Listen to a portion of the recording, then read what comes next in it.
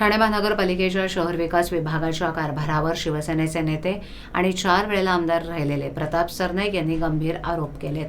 त्यांनी महानगरपालिका आयुक्त सौरभ राव यांना पत्र लिहून विभागातील विविध निर्णयांमध्ये होत असलेल्या आर्थिक अनियमिततेवर कारवाईची मागणी केली आहे.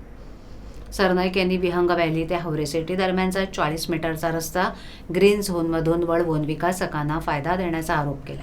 तसंच घोडबंदर रोडवरील बातलीपाडा आणि शिवाईनगरसह इतर भागातील प्रकल्पांमध्ये नियमांचं उल्लंघन होत असल्याचा दावा त्यांनी केला. शिवाय अनेक प्रकल्पांमध्ये पर्यावरणस्नेही झोनच्या मर्यादांचा भंग, आरक्षित भूखंडांचं हस्तांतरण न करणं आणि महानगरपालिकेच्या अधिकाऱ्यांकडून विकासकांना नियमबाह्य परवानग्या देणं यासारख्या प्रकारांवरही त्यांनी भाष्य केलं. सरनाईक यांनी या प्रकरणाची सखोल चौकशी करून दोषींवर कठोर कारवाई करण्याची मागणी केली आहे. त्यांनी यामुळे शहरातील सर्वसामान्य नागरिकांचं मोठं नुकसान होत असल्याचं म्हटलं आहे.